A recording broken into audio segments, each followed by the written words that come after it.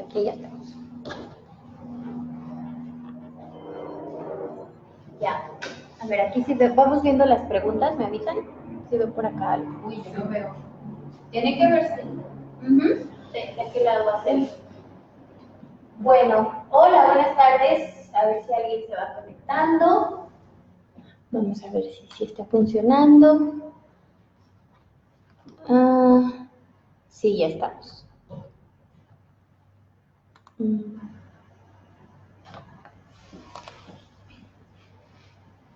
Listo. Bueno, pues mientras se van conectando, vamos a ir presentando a todo el equipo AP, que estamos todos muy felices de poder conectarnos con ustedes. Vamos a empezar, voy a empezar por presentarme yo. Mi nombre es Karen García, soy psicóloga y fundadora de Abriendo Posibilidades. Me he especializado en el tratamiento de autismo y me da mucho gusto poder responder a las dudas que ustedes tengan. Vamos a empezar por hablar algunos puntos de diagnóstico, pero después siéntanse con la libertad de hacer preguntas. Entonces vamos a ver, ¿quién más se presenta? Soy Robo, fundador también y director administrativo, y tengo certificación de UC Davis en Estados Unidos para trabajar con niños con autismo. Muy bien. Mi nombre es Aime Morales y soy recién egresada de la carrera de psicología con especialidad en neuropsicología, y pues igual tengo un rato trabajando con niños con autismo y pues aquí estamos. Muy bien. Sí, buenas tardes. Mi nombre es Jocelyn Ferrer. También estoy formando parte del equipo de Abriendo Posibilidades. Soy psicólogo, especialista en psicología educacional y con muchos años de experiencia también en autismo y en todo el trabajo de familia que implica vivir con el espectro. ¿Sí? Aquí estamos. Hola, buenas tardes. Mi nombre es Heidi Choreño, soy psicóloga. Tengo 2 años trabajando en Abriendo Posibilidades y estamos aquí pendientes para cualquier duda que tenga. Muy bien. Bueno, pues vamos a empezar, ¿qué les parece si comenzamos a ver como los signos de alerta en el autismo, compartir un poco la experiencia que hemos tenido, cuáles son los principales focos o signos o banderitas rojas con las que las familias llegan a consulta? ¿Qué les ha tocado a ustedes ver en la práctica? Pues uno de los signos que las familias reportan cuando llegan aquí a la consulta es que el niño no presenta lenguaje, que el niño no hace contacto visual, que el juego es muy específico, o sea, que juegan solo a ciertas cosas, que son muy selectivos. ¿Alguna otra cosa? Creo que la comunicación es uno de los elementos que a nivel de familia nos impacta, ¿no? Cuando ya normalmente el niño pasa de la edad preescolar y no hay una forma verbal de comunicación, pues es un gran llamado de atención. A veces los papás vienen pues por su propia inquietud, a veces el pediatra o algún doctor que ha seguido el desarrollo del niño quien pone la alerta, y a veces son los docentes también, ¿no? Que nos avisan, mira, estamos incluyendo, estamos empezando la etapa del fresco y algo pasa que no se comunica como los niños de su edad. Por eso es importante tener como estos espacios para dar más información, no solo a los papás, sino a terapeutas, equipo médico y a profesores. Así es. Otra de las características que a mí me ha tocado ver que reportan los papás son conductas muy repetitivas. El caminado de puntitas, el aleteo, o incluso ya temas sensoriales un poco más fuertes, como prendo la licuadora en la casa y el niño sale corriendo. Ajá. Pero más o menos también podemos decirles como a qué edad, el lenguaje es uno de los principales detonantes, pero como a qué edad se comienza a dar el balbuceo, o a qué edad, si los papás no observan que se desarrolla el lenguaje, deben de tener los ojitos de alerta. También dentro de la comunicación, la falta de contacto visual o de en atender a instrucción, bueno, que le llamen de nombre o algún sonido en específico que parece que no está como respondiendo a eso, porque puede ser como una alerta. Eso también es muy común y que incluso a veces los papás piensan que el niño no escucha. Y entonces dicen, bueno, es que el niño está frente de la televisión, por ejemplo, y si yo lo llamo, No voltea. no voltea. Pero bueno, entonces ahora sí vamos a hablar cuáles de estas preocupaciones sí son propias del autismo. Eso es importante. Fíjense que la comunicación humana es algo que nosotros experimentamos prácticamente desde que nacemos. Y un bebito de unos días de nacido quizás no fija la mirada y es algo esperado porque todavía su sistema sensorial está madurando, pero al poco tiempo ya tú te das cuenta cómo mamá y papá reportan, mira cómo me mira cómo observa a su hermano, por ejemplo, no, mira, ya llegó la abuela, está emocionado. El contacto y la comunicación es algo que se da mucho antes de que podamos expresar, ¿ok? Y ya, pues, a veces los primeros puntos del desarrollo tienen que ver justamente con eso, ¿no? Como esa falta de conexión. Hace poquito nos lo comentaba una mamá aquí en la fundación, es que yo me di cuenta que no, ¿por qué no se conecta conmigo si soy su mamá? ¿Por qué no me mira? ¿Por qué no busca besarme, no? Esa conexión emocional que va más ligada al lenguaje corporal que al lenguaje verbal está ausente, ¿no? Y cuando no está, pues hay que mirar qué puede estar pasando, ¿no? A veces solo es un tema de contexto, de estimulación, ¿ok? Pero siempre es importante como que revisar con los especialistas qué podemos hacer para lograr esa comunicación más sana y acorde a la edad. Claro, eso es como algún punto sí. en una edad temprana. En una edad temprana, exactamente. Que puedes detectar. Incluso preventivamente, ¿no? Así es. ¿Qué más podemos compartir de signos tempranos? El tema social también creo que es algo que nos toca mucho, ¿no? Cuando los papás nos llegan y nos cuentan, mira, podemos estar en un parque, lo llevé a McDonald's o lo llevé a un centro comercial y no le interesa jugar con nosotros.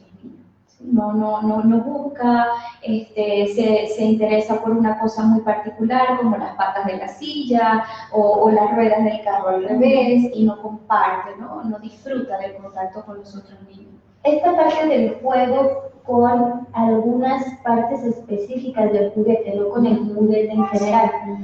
Si tengo el cochecito, no juego al cochecito run run ni a echar carreritas, sino juego con las rueditas del coche. O la silla no la ocupo para sentarme, sino la ocupo para bailar.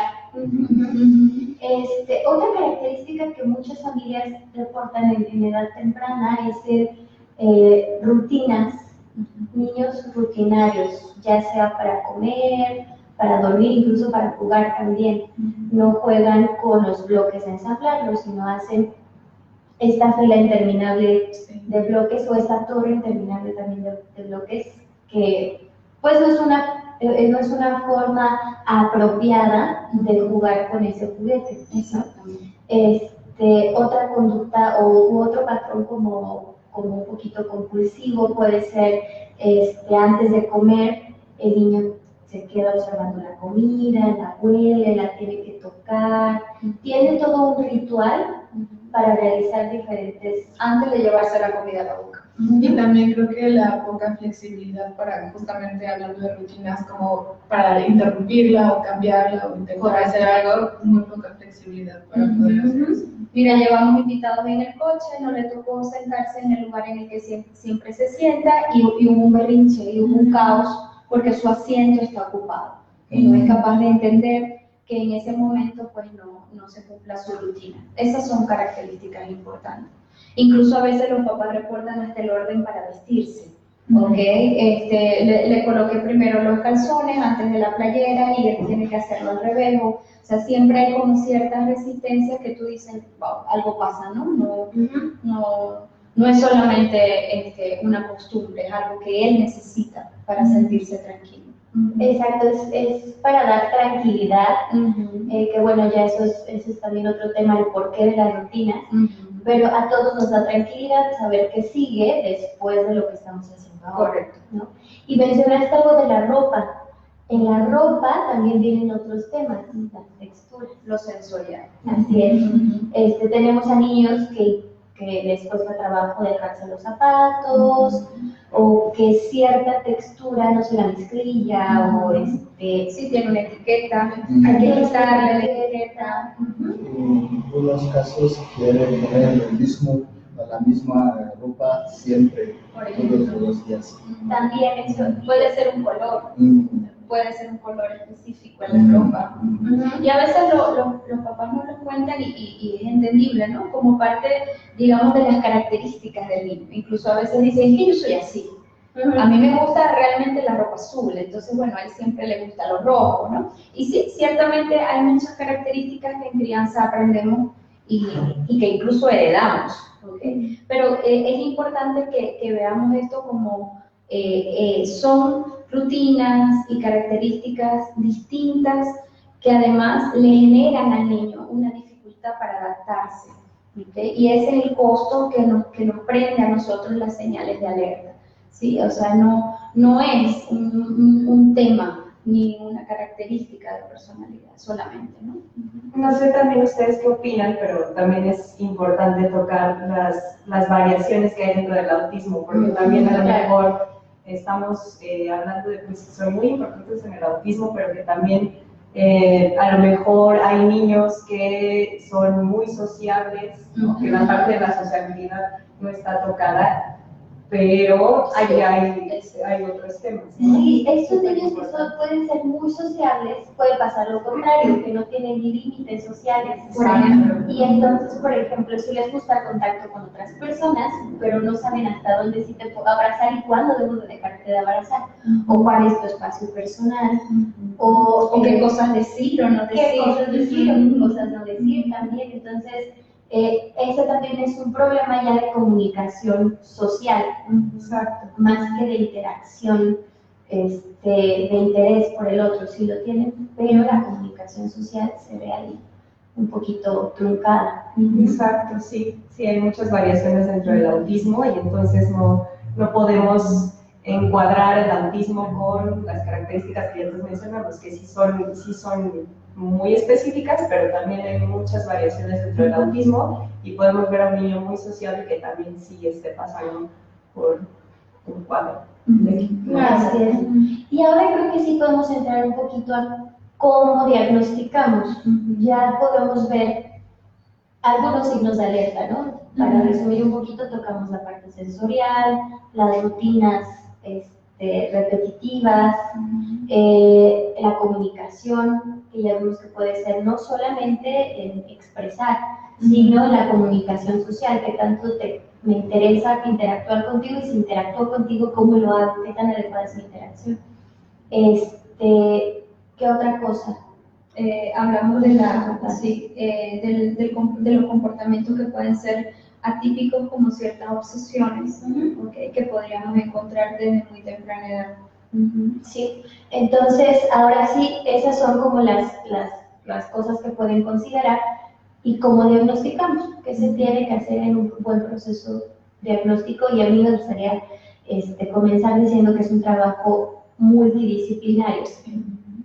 Es un trabajo que nosotros como psicólogos tenemos nuestro rol, el neurólogo tiene su rol, psiquiatría tiene su rol, y bueno, otros terapeutas que también se incluyen al trabajo, terapeutas de comunicación humana, ocupacionales, pero en la parte diagnóstica es muy importante el trabajo a la par. Creo que también algo muy importante es como dentro de la consulta pediátrica normal, o sea, que el doctor vaya haciendo un chequeo constante como de acuerdo al desarrollo, y ahí es como se pueden ir dando cuenta de algunas características o algo así, como el chequeo mensual cada 6 meses, a los 18 meses, a los 24, no sé, ir checando como rutinariamente con el pediatra también es algo muy importante que puede ayudar a que se tenga un diagnóstico más temprano.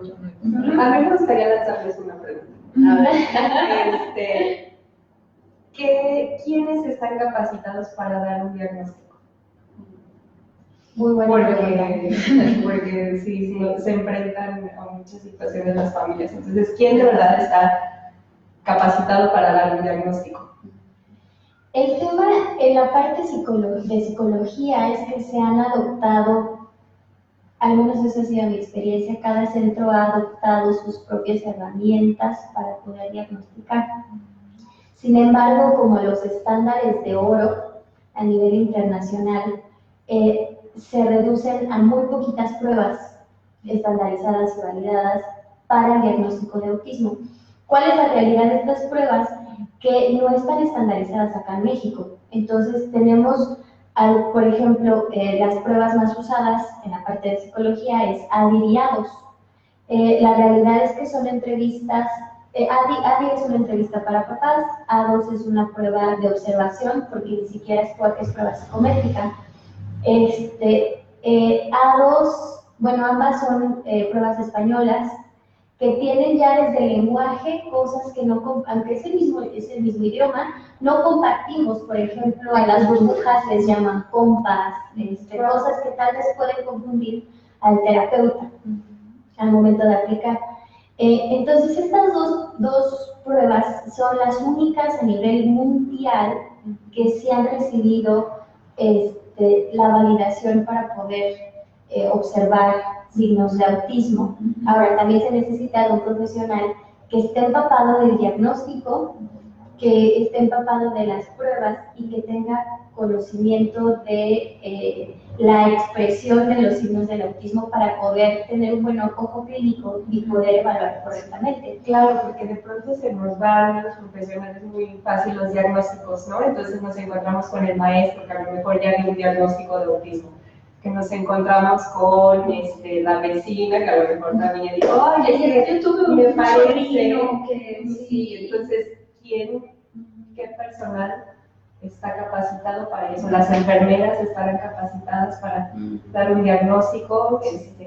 Yo creo que en general el personal de salud, o sea, de cualquier tipo, debería estar como entrenado para detectar, y eso va a ayudar a que se pueda generar un diagnóstico con realmente el especialista que pueda hacer el diagnóstico ya más certero. Dijiste una palabra clave: detectar y diagnosticar. Son dos cosas completamente distintas. Detectar es ver los signos que acabamos de platicar. Ay, oye, creo que esto corresponde al autismo y detecto que mi hijo los tiene, pero eso hace ya el diagnóstico claro. Ahora, acá en México pasa algo, los únicos diagnósticos recibidos son los emitidos por el sector salud. Aquellos emitidos por DIF, por Seguro Social, IMSS, ISSSTE, la Clínica de Autismo de la Ciudad de México, CISAME, al sur de la ciudad, son los únicos que se aceptan, por ejemplo, para generar una constancia de discapacidad. ¿Cuál es la realidad? Que muchas familias tienen que acudir a centros privados porque el tiempo de espera es bastante largo. Entonces no se da abasto del sistema de salud para poder dar estos diagnósticos. Sin embargo, si hay algún tema legal o algún tema relevante que la familia tiene que revisar, necesitan ir al sector salud, sí o sí. Aunque ya tengan el previo de un centro privado, necesita hacerse por sector salud. Una de las cosas importantes en el diagnóstico es el acudir, obviamente, al psicólogo, en este caso porque estamos hablando de un trastorno del neurodesarrollo, en donde pues los especialistas certificados son, en este caso, los psicólogos, en compañía, como decías tú, Karen, de un equipo que pueda validar y quizás apoyar las otras caras, ¿no?, del autismo en este caso. Pero lo cierto es que para llegar al diagnóstico, nosotros necesitamos cubrir un proceso de exploración bien exhaustivo, ¿okay? Y desde ese punto de vista es indispensable comenzar, de hecho, con una buena historia de todos los antecedentes que este niño de 0 a 6 años puede estar buscando o más, y conocer realmente cómo fueron sus pautas de desarrollo. En nuestra área, el diagnóstico diferencial del autismo con cualquier otra característica del desarrollo es indispensable. ¿Sí? Muchas veces vemos cómo nos llega acá a la Fundación pequeñines que tienen muchos de estos signos de alerta y luego de comenzar un proceso de intervención la conducta se modifica, familia cambia patrones y la conducta se modifica y pues el diagnóstico cambia también. Así es. Por eso es que es tan importante ser parte de esa búsqueda exhaustiva de datos con todos los que participan en la crianza del niño, con todos los que han actuado de alguna forma en su contexto, como los maestros, y darnos el tiempo suficiente con las pruebas pertinentes para observar la conducta del niño. ¿Okay? A veces también recibimos, ¿no? Pues, visión de los especialistas en sesiones muy cortitas, donde no nos da chance de mirar realmente, ¿no? Bueno, sí, de pronto los primeros 20 minutos estuvo súper irritable y no colaboraba, pero después la conducta mejora y tú te das cuenta realmente de cuál es el desarrollo. Entonces, creo que hay que tomarse el tiempo suficiente en las sesiones que sean necesarias para poder realmente dibujar las características del desarrollo del niño en ese momento, ¿no?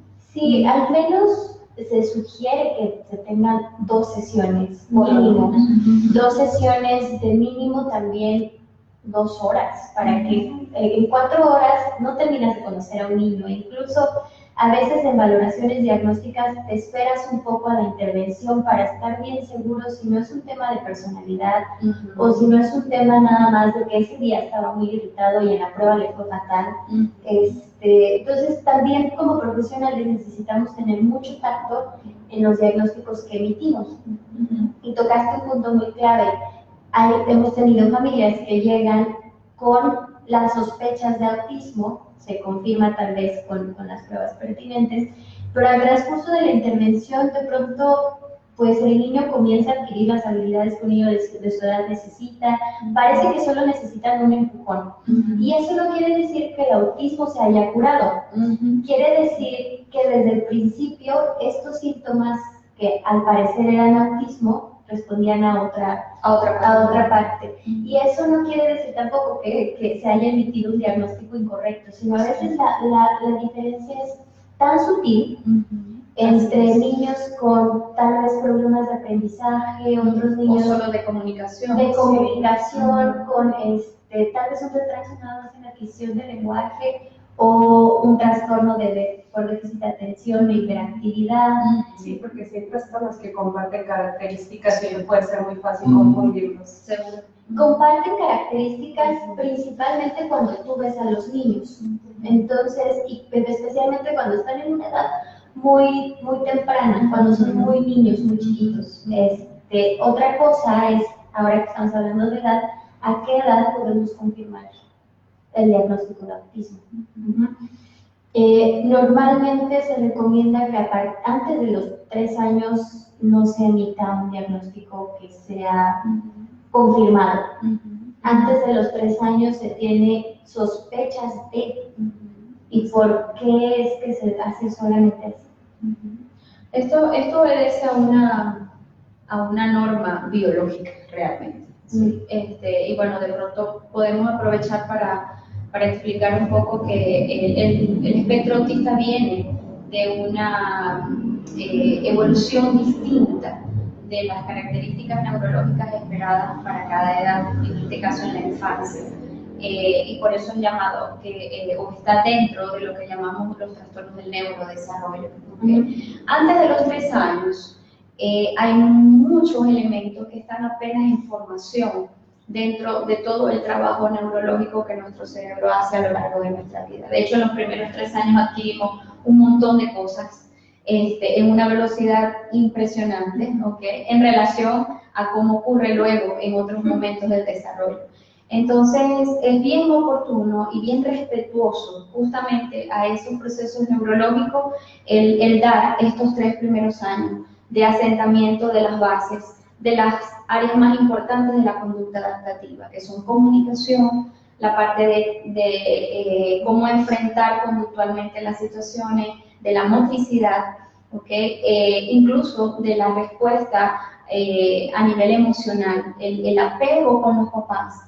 Los primeros 2 años de vida son pues, elementos necesarios en la afectividad, pero luego se van disipando porque nos interesan otras cosas de manera natural. Entonces, si tú evalúas a un bebito antes de los 2 años y te das cuenta que lloró toda la sesión cuando lo bajaste de las piernas de su mamá, tú no puedes saber si hay un trastorno sensorial, si hay alguna característica autista o que simplemente hay un tema de apego bien importante, ¿okay? Que apenas está empezando a evolucionar. Entonces, es un tiempo neurológico que hay que respetar, de madurez neurológica. Y lo que me ha tocado ver es mucho el tema de apego entre niño chiquito y familia. Sí. Incluso aquí en la Ciudad de México tenemos familias que vienen de todas las partes de la República y que tal vez están acá solitos, o de otros países y que están solos aquí. Y entonces el niño chiquitín solamente convive con papá y mamá. No tiene pares de referencia, no hace muchas actividades, no tienen amigos, no van al colegio todavía porque no les toca. Entonces las características se pueden confundir con autismo, pero al final termina siendo otra cosa. Falta de estimulación, falta de independencia, falta de socialización. Entonces por eso es importante respetar, como bien decía Joseph, el periodo de madurez, al menos 3 años. Y es ahí en donde yo he visto más cambio de diagnóstico, que te llegan con sospechas de 2 años y al final cumplen los 3 meses. Como también puede pasarnos que pues, lo recibimos de 2 años y los papás nos cuentan las características desde que tenía 1 añito, ¿ok? Y las características se mantienen. También puede pasar. También pasa. Entonces, pues es algo bien particular de cada caso y de cada familia. Y ahí ya podemos entrar en la intervención, la importancia de una intervención temprana, porque no es solamente que ya chiquitines los síntomas o las características se mantengan, sino que si no reciben intervención temprana, estas características van evolucionando. Sí. Y entonces, quiero hacer énfasis en que los profesionales debemos de ser muy cuidadosos para tomarnos el tiempo para hacer unas evaluaciones, porque también llegan las familias y nos comentan que a lo mejor algún profesional hizo un diagnóstico viéndolo 20 minutos, ¿no? Entonces, la familia debe de ser muy observadora, que la persona que esté haciendo la evaluación se tome el tiempo y se tome y se haga todo lo que se debe de hacer para la observación, ¿no? Si llega, podemos entrar. Sí, y es solamente una observación de 20 minutos, no se aplicó ninguna prueba, no se le entregó ningún reporte a la familia.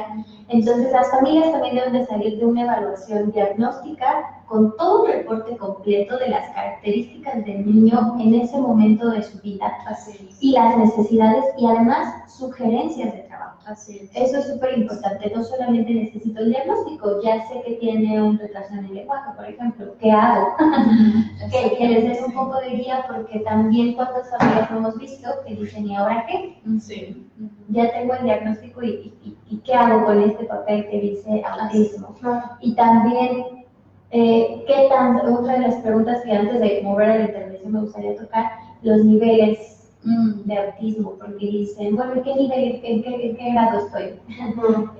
Es un espectro bastante amplio, por eso es que se llama trastornos del espectro autista, porque abarca desde síntomas tan sutiles que hay personas que incluso se diagnostican en la vida adulta, que antes en los manuales diagnósticos estaba como Asperger, ¿no? Hay muchas personas con Asperger, o ahora entra dentro de los trastornos del espectro, que se diagnosticaron en la vida adulta porque fueron características tan sutiles que podían pasar por excéntricos, diferentes, pero muy funcionales. O tal vez les costaba mucho trabajo la relación social, personas que no podían mantener un empleo, una relación de pareja, una relación familiar sana. Entonces vamos desde ese punto tan sutil hasta síntomas más severos en personas que no desarrollan el lenguaje hablado, por ejemplo, que sí necesitan un apoyo mucho más constante y permanente, que tienen una vida menos independiente, ¿no? Entonces vamos desde un lado del espectro hasta el otro con síntomas mucho más severos. ¿Y cómo pueden saber en dónde estamos?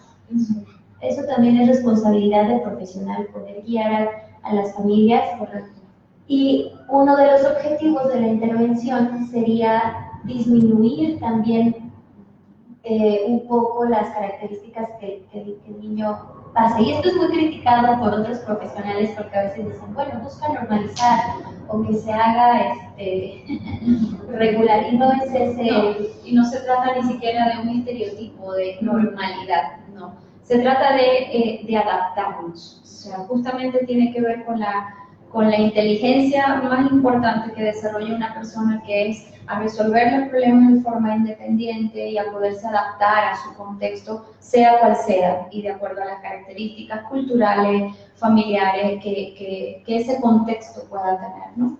Entonces, es justamente, bueno, hay algunos elementos que van a impactar la adaptación. Bueno, vamos a disminuir esos elementos para que ese niño pueda entender que es lo mismo sentarse en la silla roja que sentarse en la silla azul, que vamos cambiando de aspecto físico, o sea, todo lo que pueda representar para él difícil de entender, bueno, vamos a hacer que sea parte de su rutina y de su vida, ¿no?, cotidiana.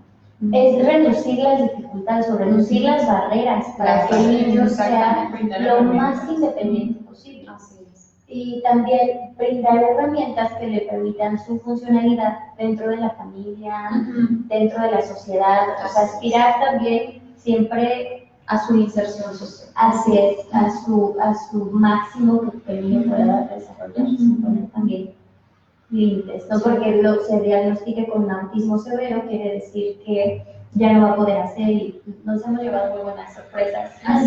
Y también las familias salen del diagnóstico también a veces destrozadas porque les dicen, pues tu hijo no va a poder hacer nada, no va a poder hablar, no va a poder.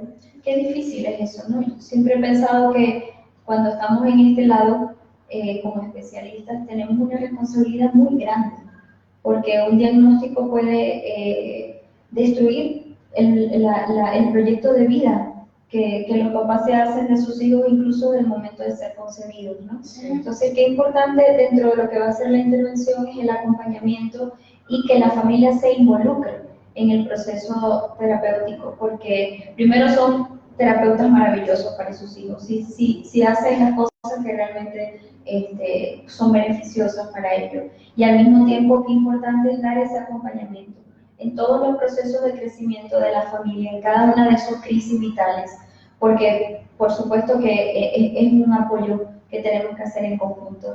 Y mencionando el acompañamiento, ¿qué podríamos decirles a las familias? La ruta a seguir en el diagnóstico, para darles como claridad de qué ruta a seguir. ¿Qué podríamos decir? Sí. Bueno, una de las primeras cosas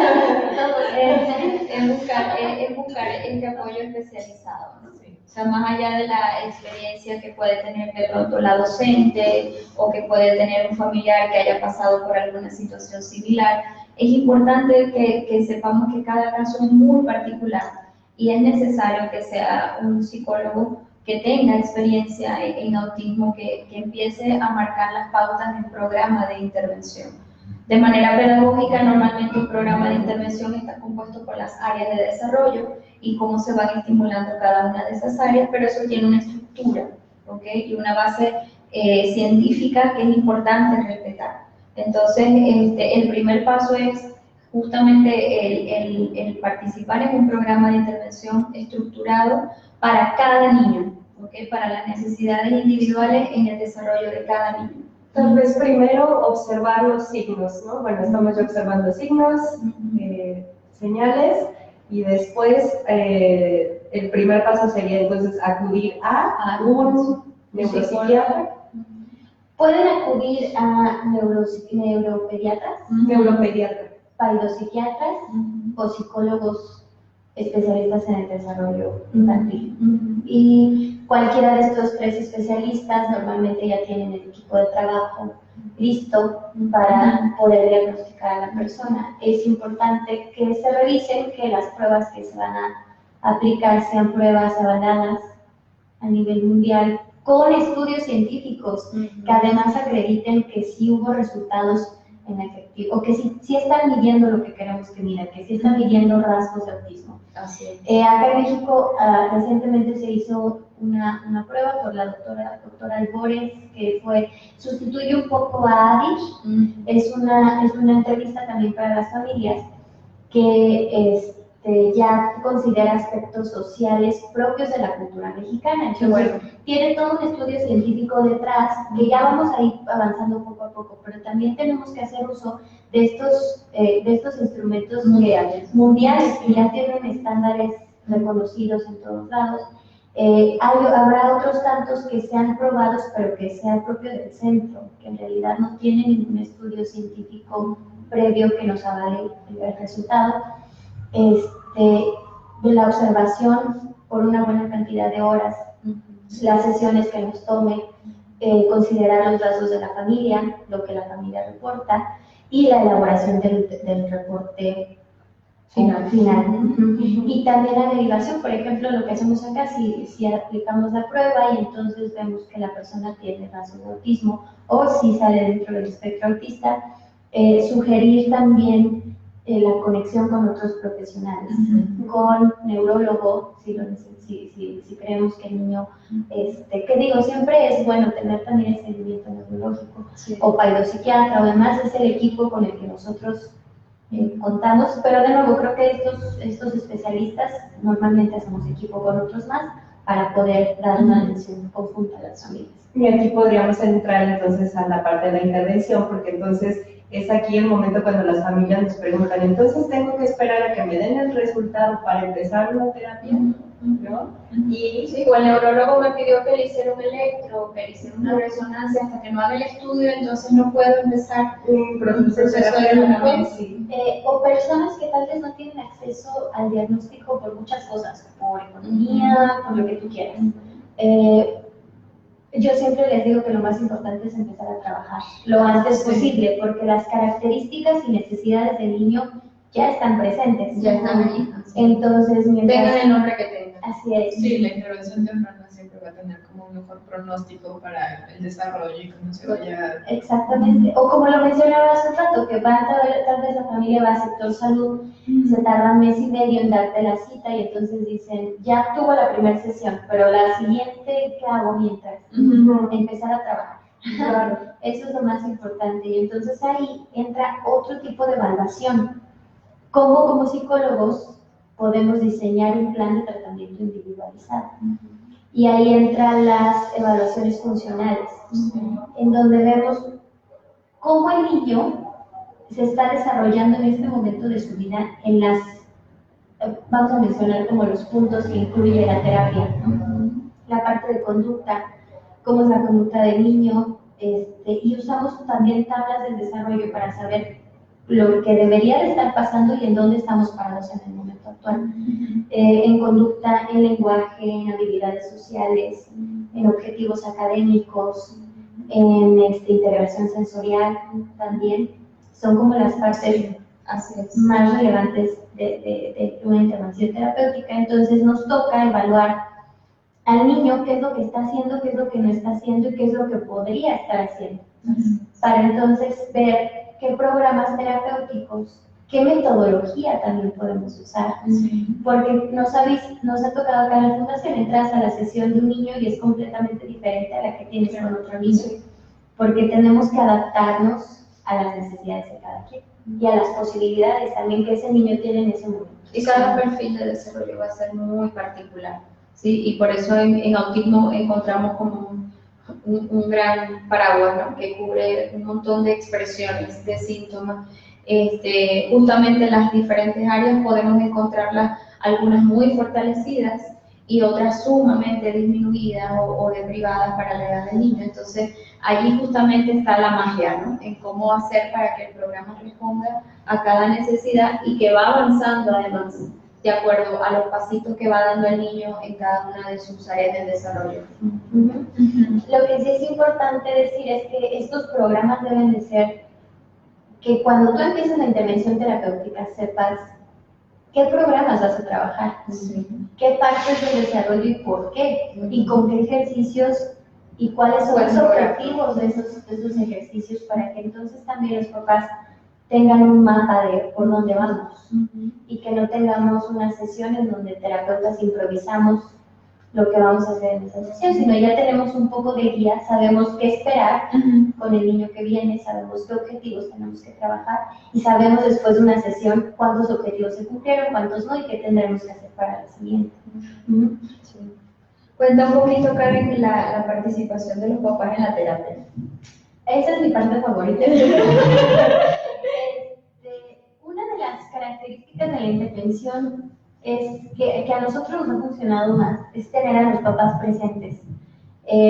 Mientras el niño está recibiendo terapia, papá, mamá o ambos o abuelita, quien venga, está con los niños. Y ha tenido resultados muy buenos porque lejos de que queramos, que también es otra parte un poco criticada, que los papás se conviertan en el terapeuta. Y hay papás que lo hacen fantástico. Tenemos muchos papás que si nos están viendo y siempre les aplaudimos porque se convierten por recursos, falta de recursos, por distancia o por lo que sea, se comprometen tanto con el tratamiento terapéutico que terminan dando terapia a los niños y lo hacen muy bien, lo hacen mejor que cualquiera de nosotros. Pero lo que me importa más es que las familias tengan un panorama de lo que está pasando en la sesión y que tengan más que un reporte de cómo te fue la terapia, bien, y cómo trabajó, bien, que realmente sepan lo que el niño hizo porque lo están vivenciando y el niño también genera un sentimiento de orgullo, también de satisfacción. ¿Cuántos niños hemos tenido en terapia que hacen algo bien y voltean a ver a papá o a mamá? Mira, y quieren el aplauso, el apapacho. Se genera una sinergia muy padre entre niño y familia cuando la familia forma parte de él. Además, que la familia dice, ya sé cómo Aimé lo está haciendo, entonces ya sé que le funciona. Ya sé, exacto. Mira cómo se hace caso. Entonces voy a replicar lo que Aimé está haciendo o lo voy a adaptar un poco también en casa para que el niño lo pueda hacer. Hemos tenido resultados muy buenos, las familias son más comprometidas con el desarrollo de los niños y también nos abre la oportunidad de poder ahondar más en lo que está pasando en casa. Más que tener a las familias acá esperando, están dentro, recibiendo terapia y podemos saber cómo le fue la semana, qué fue lo que hizo y un poco de la dinámica ya ni siquiera con el niño, dinámica propia de los papás. Así es.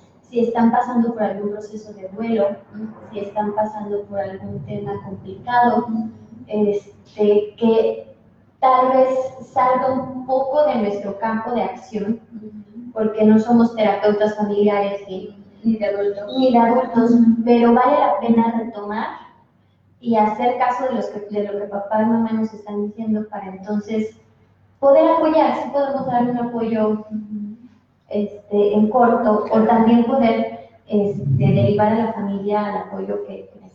Exacto. Y también creo que brinda cierta seguridad y como más certeza de que los papás puedan estar viendo, como tú dices, el progreso en vivo del niño y les genera como más pues, el seguir adelante con todo el proceso para que tengan mejor resultado. También eso lo hemos escuchado mucho, es que su terapeuta me dice qué hace o me enseña videos qué hace, pero en casa no. O su terapeuta me dice que sí habla, pero pues en casa no sucede, pues se lava los dientes en la escuela o en el consultorio, pero acá no. Entonces queremos abrir el panorama, que vayamos también de la mano de la familia.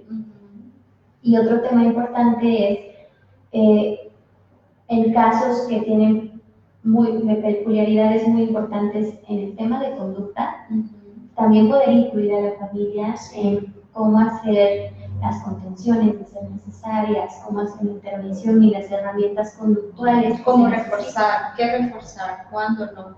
Exactamente. Eso hay que hacerlo en vivo, no hay otra forma de aprender. No hay otra forma. Sí, por más que lo expliques, cuando llega el momento del episodio conductual, entonces ahí la familia parece perder un poco las armas y todo lo que escuchó no lo aplica. Entonces, si nosotros tenemos ese apoyo terapéutico cuando sucede en consulta, podemos ir guiando un poco más y siendo soporte también para la familia, ¿no? Aquellos niños que nos hemos llevado al mall, tal vez, a caminar por la calle y explicándole a la mamá cómo se debe de hacer, entonces ellos se sienten más tranquilos porque saben que está alguien que los puede apoyar. Okay, una pregunta muy amplia. Entendemos generalmente es distinto para cada niño o niña, pero ¿qué es el último objetivo de terapia por todos los niños? ¿Quién sabía esa pregunta? Tan difícil. Creo que lo que ya habíamos hablado un poco es justamente lograr que pueda desarrollarse dentro de sus capacidades al máximo para poder tener pues sí, las herramientas necesarias o cierto empujoncito en cualquier área que le haga falta para que pueda ser una persona que se desarrolle plenamente en la mayor cantidad de áreas posibles y que les sean posibles también de acuerdo a su pues desarrollo ya biológico, por así decirlo, y creo que eso sería como una de las cosas importantes. Ese es el objetivo principal, la independencia. Y la mejor versión de sí mismo. Exactamente. Que para eso no hay receta, o sea, no hay un patrón. Es descubrir, darles la oportunidad a ellos de descubrir sus propios talentos y que no hayan barreras para poder expresar y disfrutar y vivir de esos talentos, ¿no? Yo creo que sí, ese es el objetivo terminal. Idealmente es independencia, pero en realidad es diferente en cada caso. Sí, por supuesto. Y eso en realidad no es algo propio del autismo. Sí. Todos con nuestros pares tenemos diferentes niveles de inteligencia, sí, y de independencia también. Entonces, cada uno luchamos por conseguir lo que tú crees que eres capaz de hacer, ¿no? Las personas con autismo necesitan una estructura un poquito más armada, llevarlos un poquito más de la mano, porque son habilidades que no se adquieren tal vez de forma natural, ¿no? Necesitan estímulo constante. Entonces, pero ese es el fin de cualquier ser humano, ser lo más independiente posible y alcanzar tu máximo potencial. Entonces, con ellos vamos hacia eso también. Sí, me gustó mucho cómo lo dijiste, mejor versión de sí mismos. Sí. Y eso para algunos será poder armar mejores historias o distinguir entre verdad y fantasía. O saber en qué momentos puedo acercarme o no a alguien. Exacto, pasar al siguiente grado de la escuela, mudarme de ciudad.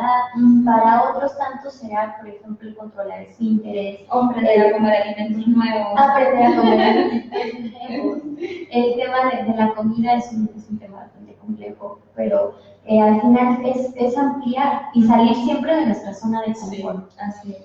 Todos los niños en el proceso terapéutico también pasa que de pronto dominan ciertos objetivos y ya el niño se siente como que es en el agua. ¿Y qué hacemos? ¿Te quedas ahí o subes de escalón?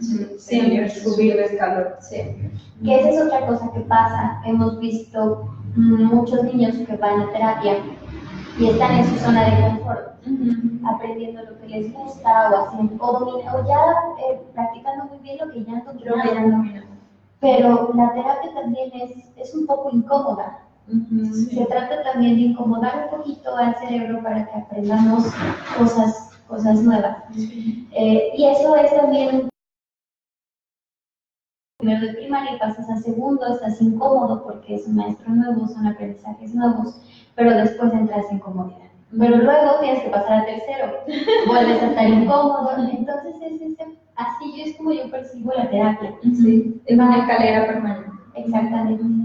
Y por lo tanto el programa terapéutico tiene vida, se va modificando.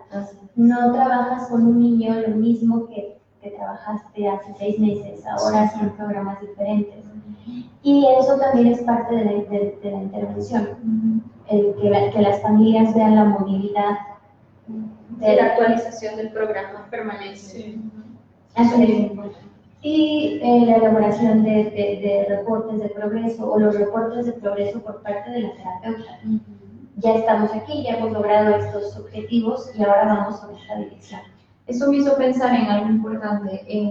Cuando entramos a trabajar con el espectro autista, encontramos una particularidad, que no siempre el progreso es lineal, ¿okay? Y a veces pues la familia, los papás nos cuentan con con tristeza o con frustración, como alguna conducta o algún elemento adaptativo había sido alcanzado y luego reaparece, ¿ok?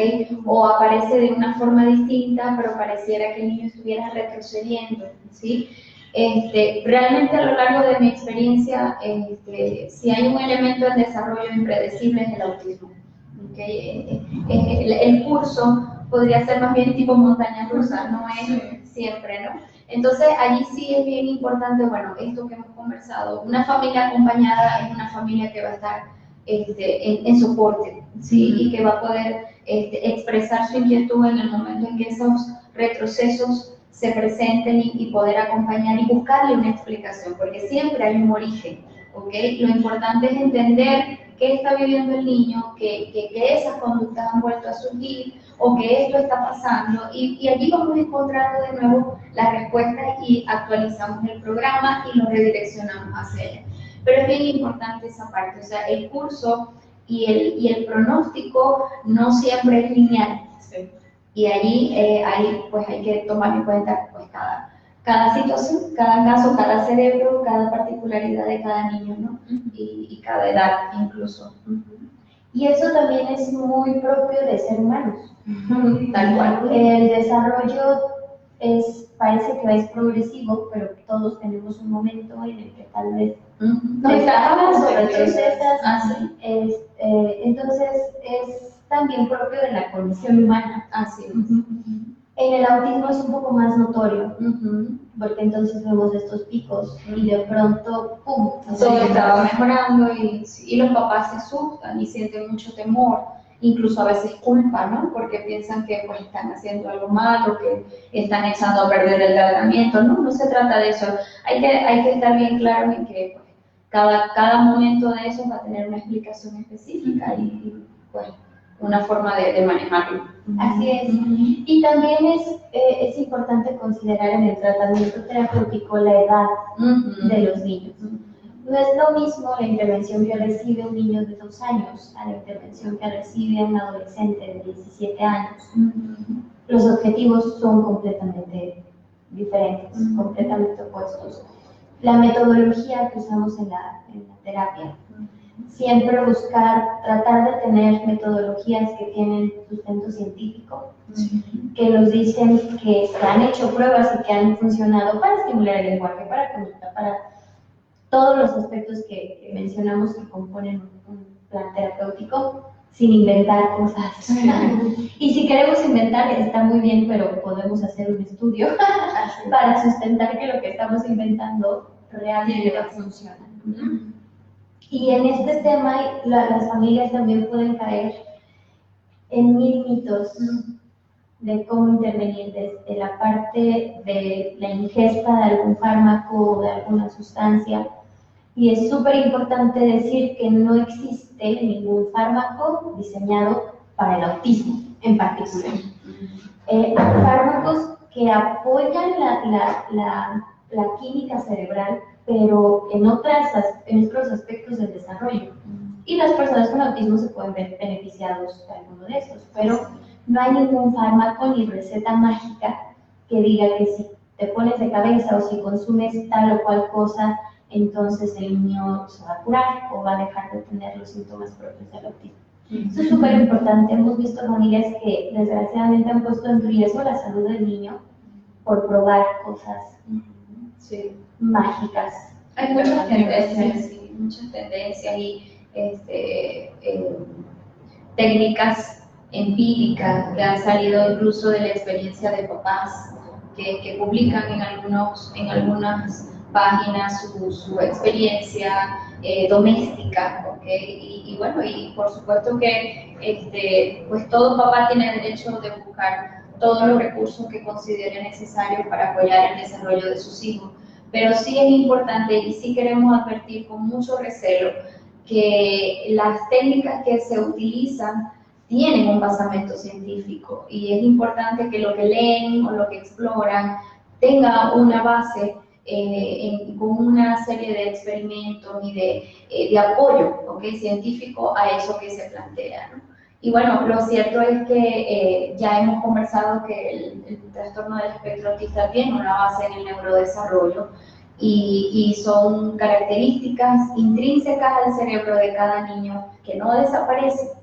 ¿Sí? Esa es la realidad, es parte de su condición de vida y pues aprendemos a que eso no se convierta en una barrera. Eso es súper importante, el TEA es una manera distinta de percibir el mundo, porque también la familia llega con muchas expectativas de toman terapia y va a haber una cura para el autismo, ¿no? Y en realidad es una manera distinta de percibir el mundo. A veces es difícil como poder ver, tener esta visión sobre otra manera de percibir el mundo, ¿no? Queremos que todas las personas... Lo diferente nos incomoda. Es que es muy difícil aceptar las diferencias, sí. O sea, siempre queremos que todos vean las cosas como nosotros las vemos y no estamos todavía preparados para saber que hay otras maneras de hacerlo. Eso es muy importante, ¿no? Y es por eso que las personas con autismo aprenden de forma diferente, Se comunican de se comunican de forma diferente, perciben sus sentidos de forma diferente.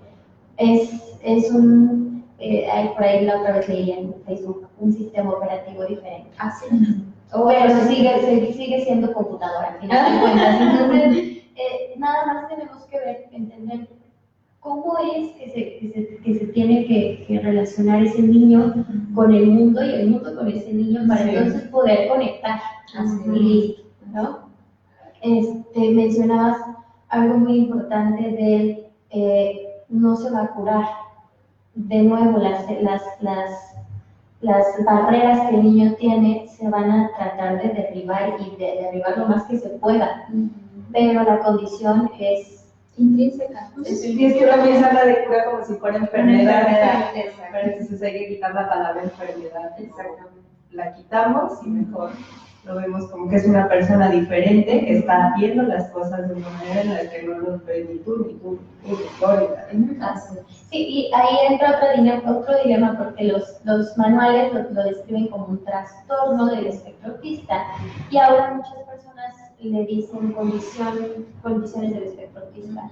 En términos científicos, tratemos de apegarnos mucho más al aspecto científico, es trastornos del espectro autista, pero coincido en que es una condición que dura a lo largo de toda la vida del chico, ¿no? Pero también no se confundan, es lo mismo, dicho de formas diferentes. Algunos les incomodará la palabra trastornos, yo no le veo nada de malo, es solamente un término científico y ya. La persona con autismo es mucho más que el autismo, así como todos nosotros. Yo soy más que tal vez mi discapacidad visual porque necesito lentes. Tú eres más que tu nombre, tenemos mucho más cosas, ¿no? Entonces, el autismo es solo una característica de la persona, pero también desarrollan una personalidad propia que va más allá de la condición. Cada niño sabemos y lo hemos visto, como cada uno, aunque tal vez compartan síntomas o características del autismo, tiene su propia. Totalmente, incluso entre hermanos. Y eso también es propio de ser personas, exacto. ¿Qué más les gustaría agregar de la intervención? Los procesos. Bueno, hemos hablado de la familia, pero ¿qué tal otras personas que influyen en el proceso terapéutico? Escuelas. Sí, o sea, las escuelas también tienen un gran papel porque pues pasan mucho tiempo del día en la escuela, bueno, hay niños que están como integrados en la escuela regular. Y como habían dicho, muchas veces algunas maestras pueden tener ciertos comentarios o no tener como las herramientas necesarias para saber cómo manejar la situación y todo esto. Entonces creo que es muy importante siempre mantener en contacto a la escuela para tener un diálogo y tener comunicación acerca de qué está sucediendo, cómo podemos manejar las cosas, las adecuaciones escolares o cualquier reto que se le pueda presentar al niño dentro de la escuela y del área educativa para poder pues, solucionarlo de la mejor manera. Que también nos tocan en consulta. Sí. Nos toca de pronto resolver o incluso asistir al colegio a observaciones y ayudarles con las adecuaciones curriculares, con incluso dar pláticas de sensibilización. Hay familias que comienzan de cero. Entonces, dar a la familia también este acompañamiento de que no solo estamos en consulta, sino estamos en todo el entorno, todas las esferas que componen la vida del niño. Y la escuela, muchas de las cosas que a veces los papás nos dicen, es que la escuela hace esto, pero acá no. También es propio de cada persona. No somos las mismas personas en la escuela, en el trabajo, con mis amigos, con mi familia. Adoptas diferentes comportamientos y diferentes porque tienes diferentes retos en cada lugar. Entonces es completamente normal que la persona con autismo tenga estas diferencias en cada una de estas esferas. Y nuestro papel también en intervención es dar herramientas a todo el conjunto y recibir también retroalimentación de otras esferas que nos guíen en el trabajo terapéutico. ¿Qué más les gustaría? A veces hay un mito referente a la ejecución escolar en autismo o al aprendizaje en particular. Es que a veces cuando se da el diagnóstico, algunos papás se hacen la idea que va a haber genialidad, ¿sí? En algunos casos sí, realmente el autismo coincide con un talento superior a nivel cognitivo, pero no siempre es así, ¿ok? Y en algunos casos incluso a veces aparece y coincide con un nivel cognitivo inferior a lo esperado para la edad. Entonces, volvemos a las particularidades de cada programa, ¿no? O sea, la adaptación del niño en el colegio, en la escuela, nunca va a ser igual a otro, ¿ok? Lo vemos en los alumnos regulares y lo vemos también en autismo. ¿Sí? Cada uno va a tener un nivel de aprendizaje y un canal de aprendizaje distinto y le van a servir herramientas distintas dentro de su inclusión en escuela, ¿no? Entonces, pues yo creo que allí lo más sano es que el acompañamiento siempre involucre el contexto escolar. Exacto. Porque cuando existe el contexto escolar, que es lo ideal, obviamente, es un reto bien grande, ¿no? Tanto para el niño como para la familia. Y para el docente, obviamente. Y entra un poco la disputa de educación especial, educación regular. Y eso me gusta mucho, porque creo que no puede haber inclusión escolar sin educación especial. O sea, la educación especial es mucho más que la escuela tradicional segregadora, porque esa es la percepción que se tiene. La educación especial es una escuela que segrega y listo. Pero la educación especial es toda una ciencia de estudio que también ha desarrollado herramientas para cada una de las personas que componen educación especial, y entran las personas con discapacidad como una de esas categorías de educación especial, pero en realidad hay muchas otras más: problemas de aprendizaje, temas culturales, exacto, privación cultural, exacto, temas culturales, habilidades sobresalientes, que también forman parte dentro de la educación especial. Entonces, ¿cuál es el rol de la educación especial? Crear planes personalizados para que el niño, con sus diferencias, pueda ser exitoso en un sistema regular, si eso es lo que el niño requiere. Y si no lo requiere, entonces la educación especial debería de servir como medio transitorio para que el niño entonces adapte otras habilidades de independencia. Pero es bien importante, porque a veces la familia dice que es mejor educación especial o educación regular. Yo no quiero educación especial, pero no hay un proceso de inclusión real si no hacemos todo un programa de intervención de educación especial, para ver cuáles son las necesidades del niño en ese contexto escolar, cuáles son las necesidades del contexto para poder recibir al niño, porque a veces, por más que los centros tengan mucha disposición, pasa que el centro no ofrece lo que el niño necesita. Y eso es lo más importante, no al revés. Exactamente. No ofrece porque tal vez el tipo de metodología que imparte no es la que el chico necesita. La cantidad de alumnos que tiene tampoco es conveniente en ese momento para el niño. Las instalaciones, ¿no? Y hablando de otro tema de discapacidad, tal vez no tiene las facilidades, ¿no? Y bueno, estamos en una paradoja de qué es lo que realmente el deber ser y lo que es. Entonces, a lo que es el día de hoy no estamos muchas escuelas aún no están listas para la inclusión escolar. Es que hay mucha desinformación, desafortunadamente hay mucha desinformación y creo que si yo no conociendo el tema me dijeran educación especial, creo que el lenguaje ha jugado una parte crucial, porque por ejemplo entonces asociamos especial con un término que también no está bien usado para personas con discapacidad, educación especial, personas especiales, ¿no? O sea, por ejemplo, pero eso es desinformación totalmente. Y estamos asociando entonces un término de especial, poniéndoselo también a una persona, ¿no? Especial, de educación especial. Creo que ahí va mucha desinformación. El lenguaje ahí también nos juega mucho, ¿no? Y es justo lo que acabas de decir. O sea, son planes diseñados, planes probados científicamente para llevar a la persona a un proceso de adaptación real. No nada más que van a estar en un espacio especial, ¿no? Con personas especiales. Aisladas, exacto. Que ese es el enfoque que se le ha dado desafortunadamente. Sí.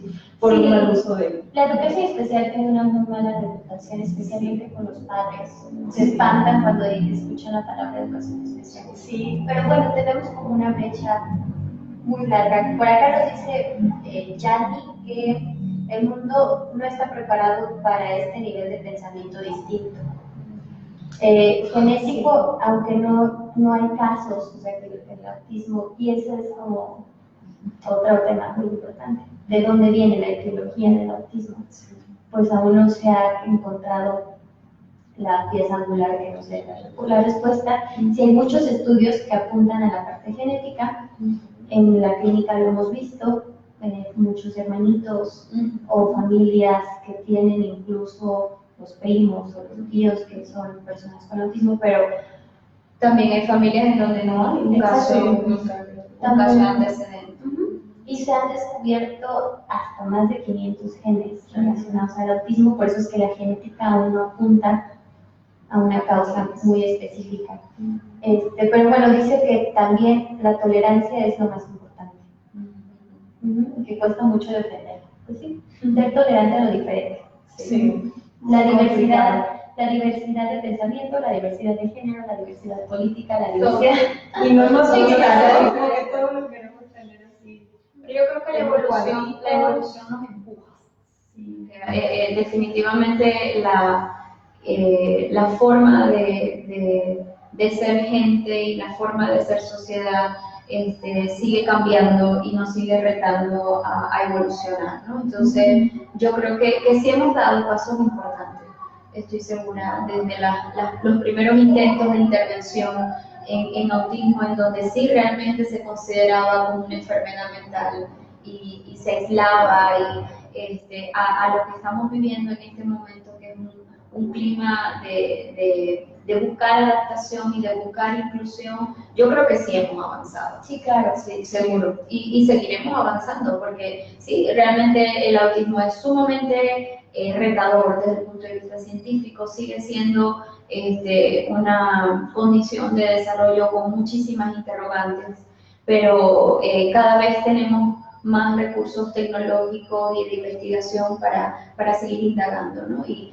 cada caso, cada familia que se atreve a vivir la experiencia de buscar ayuda y de ser acompañado, se convierte en un elemento más positivo hacia esa evolución. Exacto. Sí, yo creo que también que estamos ahí con pasitos, como en el autismo, pasitos chiquitos, pero ahí vamos. Pero así es. Bueno, pues ya no tenemos por acá más dudas. Tenemos ahí algunas familias que nos saludan, les mandamos saludos de vuelta, nos agradecen por el espacio. Entonces, vamos a intentar hacer estos espacios más frecuentemente, porque se necesita, se necesita un poco de plática. Es rico entre profesionales y también que digo, estas pláticas en realidad las tenemos todos los días, pero que estemos enfrente de una pantalla y que estemos compartiendo también da más información. Estaría muy bien que también invitáramos a familias, ¿no? Sí, podríamos hacerlo. Un reality show. Lo que pasa en la fundación y las pláticas. Canal testimonio. Tenemos muchos testimonios que compartir. Sí, ganar abriendo posibilidades. Pero bueno, ¿tienen algo más que quisieran agregar? Hay mucho por platicar. Sí. Mucho. Ahora solo tocamos las bases del diagnóstico y las bases, un poquito de intervención, pero bueno, esperemos que más adelante. Sí, yo quisiera invitar a las familias que nos observaron hoy, que conversamos pues de muchas cosas, pero que es bien importante que la plática tenga que ver con sus inquietudes. Así que bueno, atrévanse a preguntar, aprovechennos en ese sentido, porque creo que lo importante es saber que no están solos, que seguimos trabajando en función de acompañarlos y bueno, estamos abiertos a todas las inquietudes que nos puedan plantear. Aquí tenemos una pregunta, dice, tengo un pequeño de 3 años que me dicen que tiene rasgos autistas, pero que no se puede diagnosticar hasta los 5 años. ¿Esto es correcto? No, platicábamos que hay escalas de detección temprana que pueden dar rasgos desde los 18 meses de edad. Pero el diagnóstico confirmado se puede dar a partir de los 3 años. Entonces ya si tu niño tiene 5 años, claro, ya se puede diagnosticar sin ningún problema. ¿No? Los rasgos más importantes, bueno, que ya platicábamos un poco de la intervención, pero es acudir con psicólogos especialistas en el desarrollo o en el neurodesarrollo, neuropediatras o psiquiatras. Cualquiera de estos 3 profesionales te pueden ayudar a realizar el diagnóstico. Platicábamos ahorita que compartamos el video, regresa un poco al principio, pero vas a ver lo que debe de incluir la evaluación diagnóstica, la duración de una evaluación diagnóstica y qué se debe de esperar de una evaluación diagnóstica. No solo que te digan sí o no, sino ahora qué puedes hacer.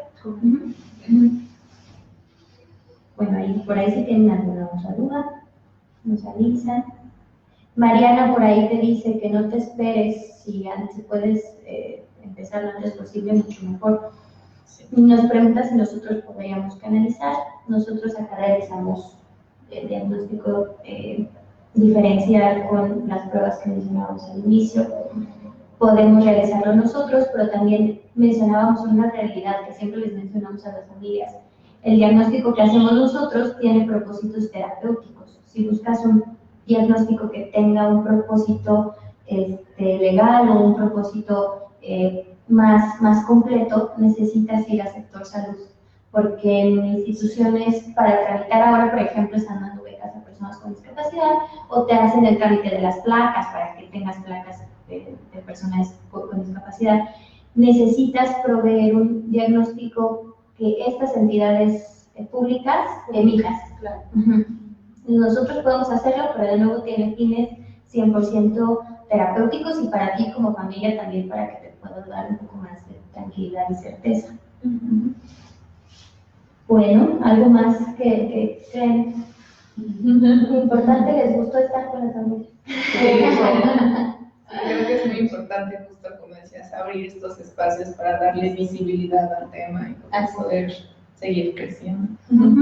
Bueno, pues les agradecemos mucho que nos hayan visto. Por ahí si alguien más se une más tarde, si tienen alguna pregunta, pues déjenla ahí en los comentarios y les podemos ir contestando conforme pase el día. Nos despedimos, otra vez les recordamos el nombre del equipo. De aquel lado, Feiry, Jocelyn, Aime, Robo y Kai.